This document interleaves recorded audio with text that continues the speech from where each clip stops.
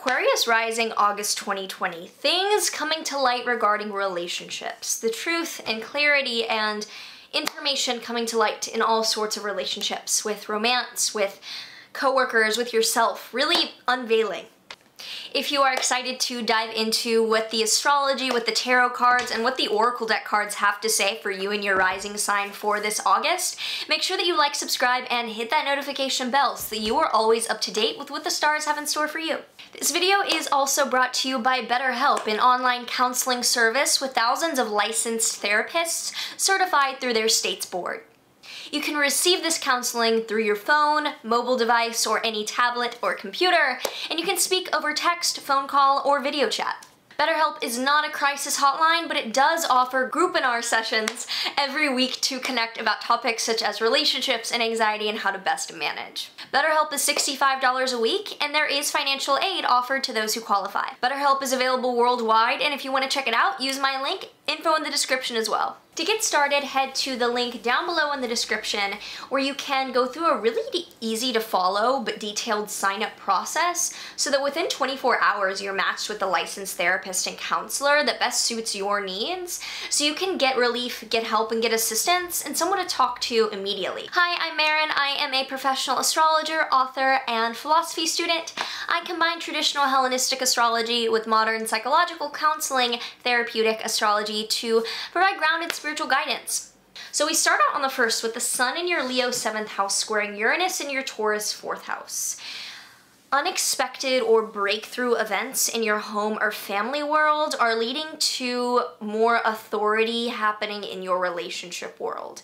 So that maybe some events that are shaking up your home and family life mean that you are giving more of your attention and your focus to your relationship partner, that there's some instability at home, and therefore kind of uncomfortably you have to turn more to your one-on-one partner as the source of information and certain things in your life. Things are becoming clearer in your individual relationship dynamics here. On the 3rd, there's a full moon in your 1st house in Aquarius. This is a culmination, indicating a chapter ending, releasing you showing up as who you worked hard to become in your personal identity, in who you want to be seen for being. On the 3rd, Mars in your Aries 3rd house is squaring Jupiter and Pluto in your Capricorn 12th house. So the Mars retrograde in your 3rd house is you rethinking your daily routine, how you spend your time, the kind of communication and information you're putting out there.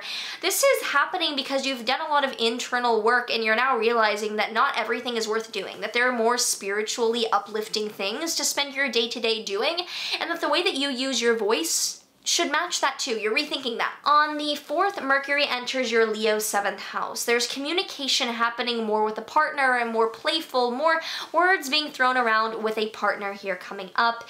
And then on the 7th, Venus enters your Cancer 6th house. So the planet of beauty and harmony is entering your 6th house of health, illness, and coworkers. This could mean reconciliations with like healthcare workers that you're connected to.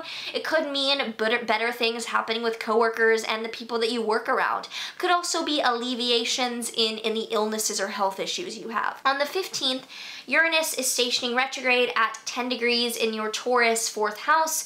There's been a lot of shifts around your home, family, and living situation over the past couple of years. Now you are rethinking what changes have happened over the recent months. So you aren't reverting, but you are rethinking some of the shifts. You're reconsidering what they mean and what action taking moving forward looks like, because on the 17th, there is a Sun-Mercury cazimi in your Leo 7th house, illuminating information coming to light regarding relationships and partnerships. Definitely a breakthrough of clarity in relationships, because on the 18th, there is then a new moon at 28 degrees of Leo in that 7th house of relationships. So this is not just romantic, this could be any one-to-one partnerships in your life. There is new trust, information, and stepping up to the plate with those people, specifically male figures that you might be relating to, as being of important positional authority. On the 21st, Mars in your Aries 3rd house is squaring Saturn in your Capricorn 12th house.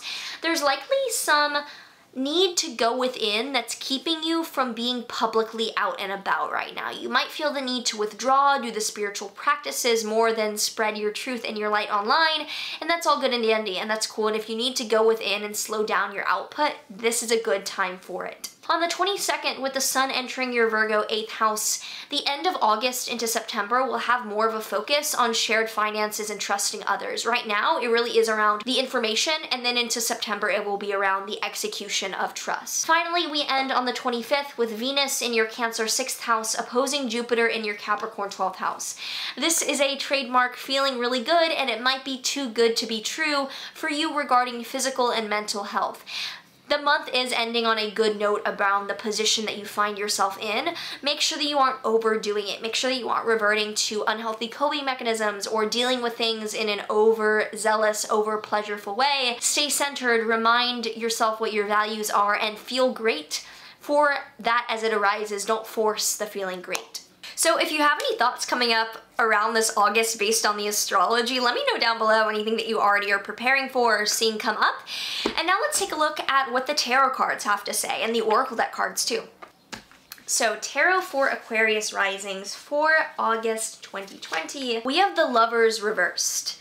The Lovers reversed is unequal power dynamics in relationships. So I think that you are just realizing, sorry, my card is falling. You're realizing where the inequalities of power lie, and you're solving that this month. You are just gaining information around what duties and relationships look like for you and how they need to change moving forward. Next and last, for a Work Your Light oracle deck card, we have Don't dim to fit in. How are you dimming your light in order to fit in?